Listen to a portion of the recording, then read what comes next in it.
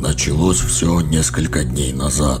Вот уже 11 лет я работаю в одной организации, оказывающей специфические услуги по уборке.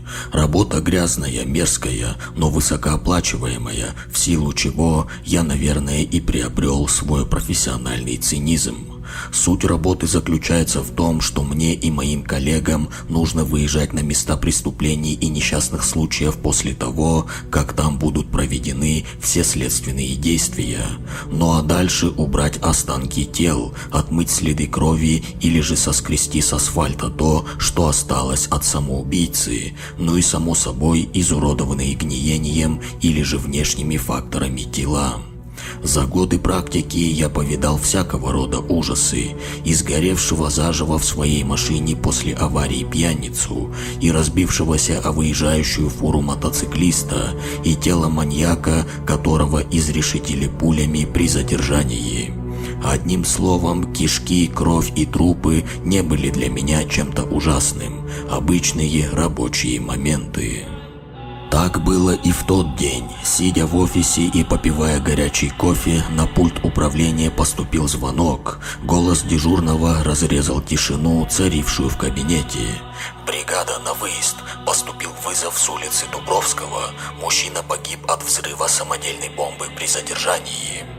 Я мысленно чертыхнулся. Твою мать, там же разметало все небось на несколько десятков метров. Сколько же мы там провозимся? Но делать нечего. Поднявшись, я переоделся в прорезиненный костюм, взял с собой перчатки и маску, ибо, как правило, трупы имеют свойство пахнуть крайне неприятно. И уже спустя 10 минут я и еще двое моих коллег были готовы, стоя в ожидании автомобиля с водителем, который вот-вот должен был приехать из гаража. Раздался гул мотора, и к нам подъехала синяя «Газель». Загрузились внутрь и двинулись в дорогу. До места назначения было около 15 минут езды, и все эти 15 минут прошли за обсуждением последних новостей и нововведений.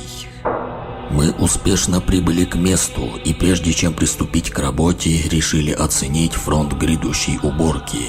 По всей разнесенной взрывом остановке лежали обгоревшие куски плоти и конечностей.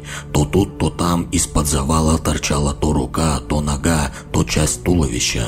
По предварительной оценке здесь было порядка 5 тел. Грустно вздохнув, я отправился к машине за черными полиэтиленовыми мешками, пока мои коллеги начали понемногу разгребать завал при содействии МЧС. Те тела, от которых остались хоть какие-нибудь более-менее целые части, мы собрали и разложили по мешкам. Остальную же биомассу просто сгребли в один мешок, намереваясь, как и обычно, сдать в утилизацию биоотходов. Именно туда попадают отрезанные на операциях ноги, руки и опухоли.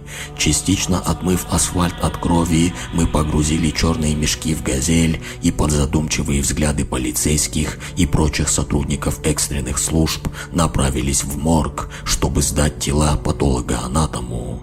Успешно справившись с этой задачей, мы быстро завезли мешок с отходами на переработку и направились в офис. Все были уставшими и ждали лишь момента, пока смогут выпить чашечку чая или кофе и прилечь на диване у себя в кабинете. Никто и не думал, что еще на полпути к офису нас развернет диспетчер, направив на новый вызов. Теперь наш маршрут лежал на территорию местного завода. Там выпивший слесарь устроил резню, зарезав 10 человек, а еще 2 затолкнул в шредер для переработки металла, после чего сам повесился на одной из множества труб, тянущихся по потолку цеха.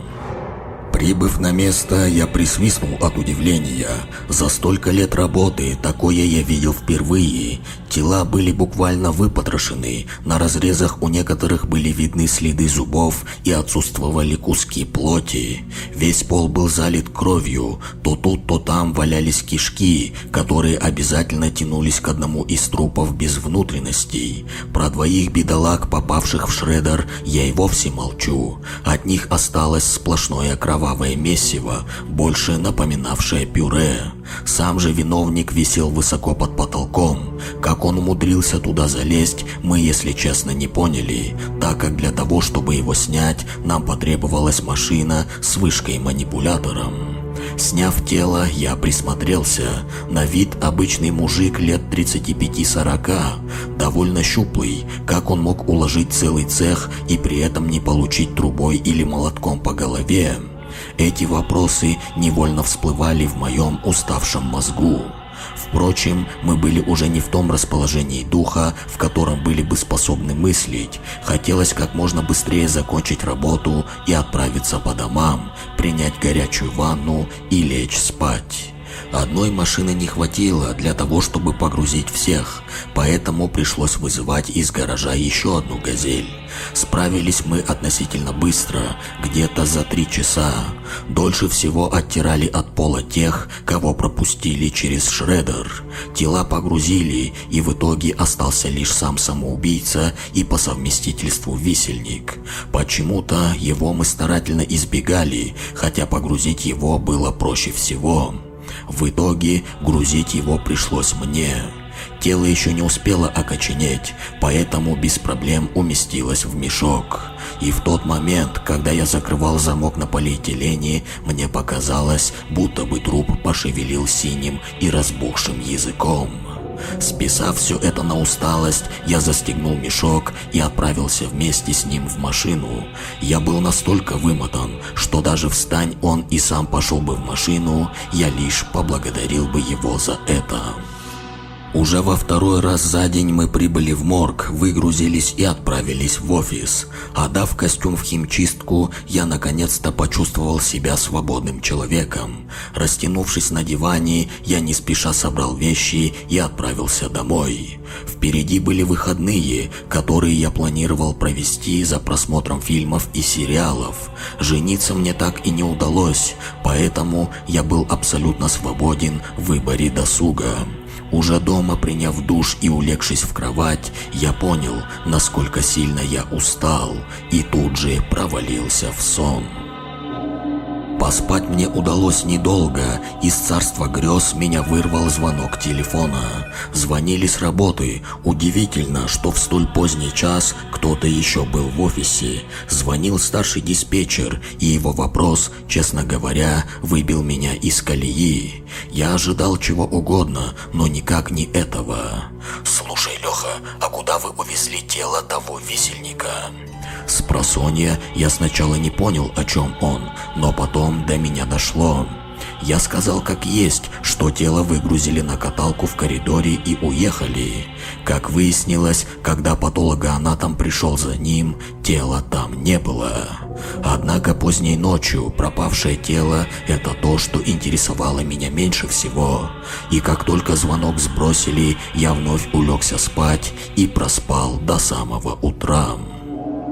Следующий день описывать не буду, отмечу лишь то, что тело так и не нашли. А вот к вечеру начало происходить нечто странное.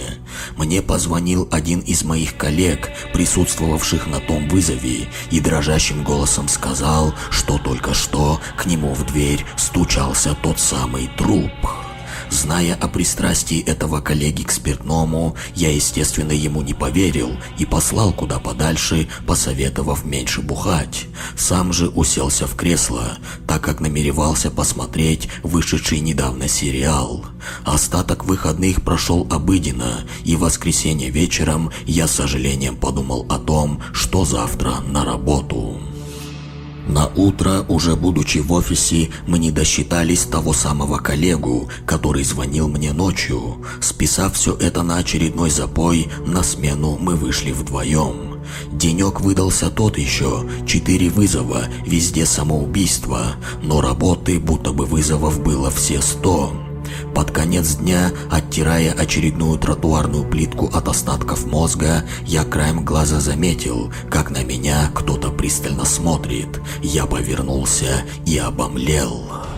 На меня пялился тот самый висельник. Глаза его были безумными, язык опух еще сильнее, рот был растянут в бешеной улыбке, а в руках у него блестел нож, местами покрытый чем-то похожим на кровь. Не успел я испугаться, как фигура как будто бы исчезла. Списав все на переутомление и рассказ коллеги, отпечатавшийся в памяти своей несуразностью, я доделал веренный мне участок и, дождавшись коллегу, отправился в офис, а оттуда сразу же домой. По пути я зашел в магазин и купил недельный запас продуктов. Была у меня такая привычка. Приходил я поздно, и ни времени, ни желания на поход по магазинам у меня не было. Поэтому в понедельник я закупался ровно настолько, чтобы хватило до следующего понедельника. Кое-как дотащив тяжелые пакеты до квартиры, я запер дверь и, разложив продукты, принял душ и завалился спать. Ночью меня поднял звонок от все того же коллеги, который сегодня благополучно пропустил смену. Подняв трубку, я злобно начал высказывать все, что я думаю о нем. Однако спустя несколько секунд я понял, что на том конце как-то уж больно тихо. Сделав паузу, я прислушался. В трубке раздавались лишь тяжелые вздохи и какое-то сопение. «Уснул, что ли, падла?» – подумал я и сбросил звонок. Однако уснуть мне было не суждено. От попыток уснуть меня оторвал очередной звонок мобильного, но на сей раз звонил водитель. Поднимая трубку, собрав все запасы терпения и вежливости, я спросил, что ему нужно, но в ответ раздались лишь знакомые вздохи. Почти сразу после этого мне набрал и второй мой коллега. И как вы думаете, что я услышал из трубки? Да, и здесь были эти вздохи. Моя нервная система не выдержала, и я высказал им все, что я думаю о них и их ночных приколах. Когда я закончил монолог, с того конца кто-то утробно засмеялся, и смех этот был каким-то зловещим. У меня по спине пробежали мурашки, я быстро сбросил звонок и улегся обратно в кровать. Но что бы вы думали, меня вновь наглым образом выдернули из сна, и на сей раз звонком в дверь. Подойдя к глазку, я разглядел лицо водителя, вот только он почему-то был крайне бледен и будто бы не двигался, то есть он даже не моргал.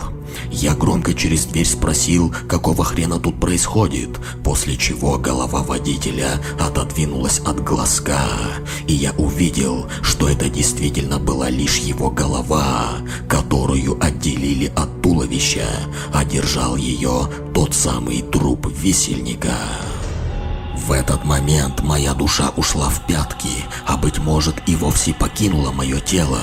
Меня сковал животный страх, страх нереального, страх чего-то необъяснимого. Как, черт возьми, труп мог ходить, двигаться, убивать и мыслить? Ведь не просто же так он поднес голову водителя к глазку, он пытался выманить меня. Тем временем за дверью начались какие-то движения, в замке раздался звук, будто бы в него лезут чем-то острым и тонким. Ну да, нож, у этого мертвеца ведь есть нож, подумал я. Я накинул на дверь цепочку и закрыл ее на внутренний замок, сам же побежал в комнату, забившись в угол и сжимая в руках биту. Внезапно все стихло, и еще несколько минут было тихо, но потом скрипнула дверь балкона, и я осознал, что его-то я и не закрыл. Тяжелые шаги раздались в квартире, в коридоре возник темный силуэт, он приближался все ближе и ближе, пока не дошел до порога комнаты, но в следующий момент он остановился. Теперь я мог рассмотреть его во всех подробностях: синяя кожа, большие вздутые безумные глаза, опухшее тело и большой нож в руке, теперь уже полностью залитый кровью. Оно стояло и сверлило меня взглядом бешеных глаз, а вываливающийся синий язык лишь добавлял жути. Однако что-то будто бы не давало этой твари пройти внутрь, оно постоянно смотрело куда-то на стену. И тут меня осенило: бабушкины иконы. Да, точно, там висели бабушкины иконы, которые она оставила в наследство, и которые у меня до сих пор не дошли руки снять. Сейчас же они спасали спасли мне жизнь. Я быстро подбежал до стены и, схватив одну из икон, направился в сторону твари. Она же, наоборот, начала отступать. Так мы добрались до ванной, и когда идти было попросту некуда, а я оказался слишком близко, тварь начала будто бы разлагаться. И спустя несколько минут у меня на полу уже лежало тело, которое несколько дней провело на жаре, но и благоухало соответственно подобающе. Когда шок прошел, я завернул тело в пленку и под покровом ночи вывез за город, где благополучно сжег, а затем, раздробив, закопал останки этой твари, когда-то бывшей человеком, глубоко под землей. Моих коллег и водителя нашли по домам. Все они были выпотрошены и обезглавлены. До сих пор я ищу ответ на вопрос, что же это тогда было. И пока больше всего подходит версия одного из профессоров мифологии. В неупокоенную душу вселился бес, который жаждет крови. Да, как вы понимаете, произошедшие события резко заставили меня поверить в сверхъестественное, а также теперь крестик – это мой неотъемлемый талисман и оберег, где бы я ни был. Я развесил иконы в каждой комнате, а также заучил несколько молитв. Кто знает, с чем еще придется столкнуться в этой жизни.